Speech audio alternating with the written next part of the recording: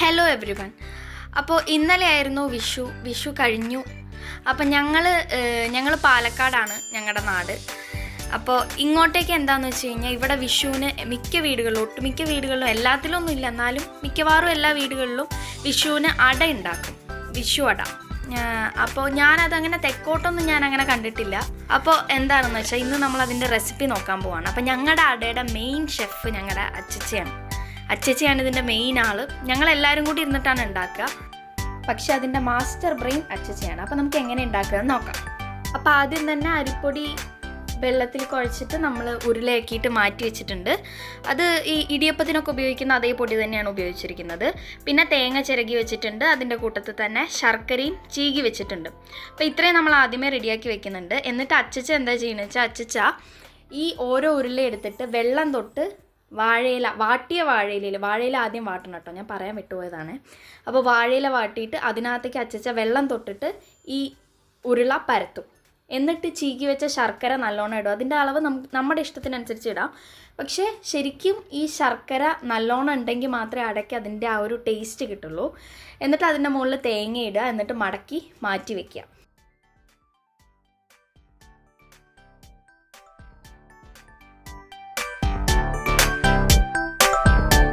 അപ്പം നമ്മുടെ അടുത്ത ടാസ്കിന് ഈ അട വേവിക്കുക എന്നുള്ളതാണ്. അപ്പം നമുക്കിത് വേണമെങ്കിൽ ഗ്യാസിൽ ചെയ്യാം, പക്ഷെ ഗ്യാസിൽ അട വേവിച്ച് കഴിഞ്ഞ് കഴിഞ്ഞാൽ അതിന് ആ ഒരു ടേസ്റ്റ് കിട്ടില്ല.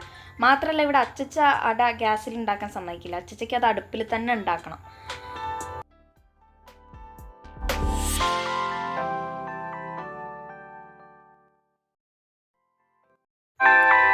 അടുപ്പ് സെറ്റാക്കി.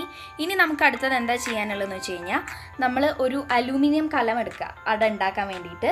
എന്നിട്ട് ആ കലത്തിനകത്ത് വെള്ളം നിറയ്ക്കുക, കുറച്ച് വെള്ളം മതി. എന്നിട്ട് മുളങ്കോല് വെച്ചിട്ട് ഒരു തട്ട് ഉണ്ടാക്കുക. നമുക്ക് അട വെച്ച് വേവിക്കാൻ വേണ്ടിയിട്ടാണ് നമ്മളിങ്ങനെ ചെയ്യുന്നത്.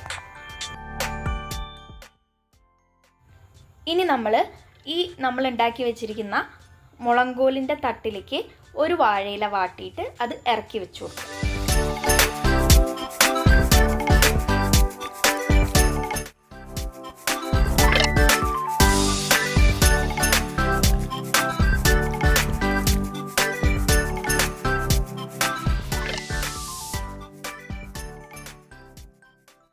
ഇനി അടയെല്ലാം നമ്മൾ അതിൻ്റെ മുകളിലേക്ക് ഓരോന്നോരോന്നായിട്ട് വെച്ച് കൊടുക്കുക.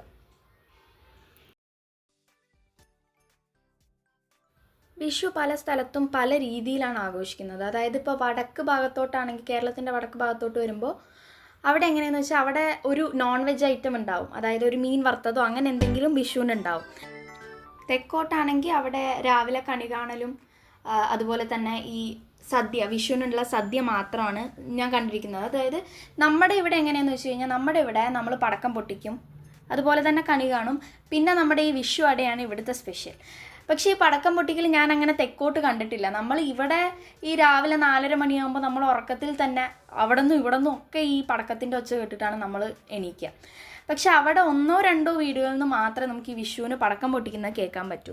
അവിടെ എനിക്ക് തോന്നുന്നു ദീപാവലിയാണ് നമ്മുടെ വിഷു പോലെ അവരവിടെ പടക്കം പൊട്ടിക്കുന്നതെന്നാണ് എനിക്ക് തോന്നുന്നത്. അപ്പോൾ എന്തായാലും നിങ്ങൾ ഇത് കാണുന്നവർ നിങ്ങൾ എങ്ങനെയാണ് വിഷു നിങ്ങളുടെ സ്ഥലത്ത് എങ്ങനെയാണ് ആഘോഷിക്കുന്നതെന്നൊന്ന് കമൻറ്റ് ചെയ്യുക.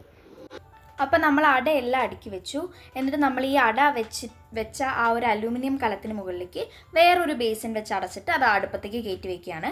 ഇത് ഈ തീയിലും അതുപോലെ തന്നെ കനലിലുമായിട്ട് 6 മണിക്കൂറോളം വേവണം.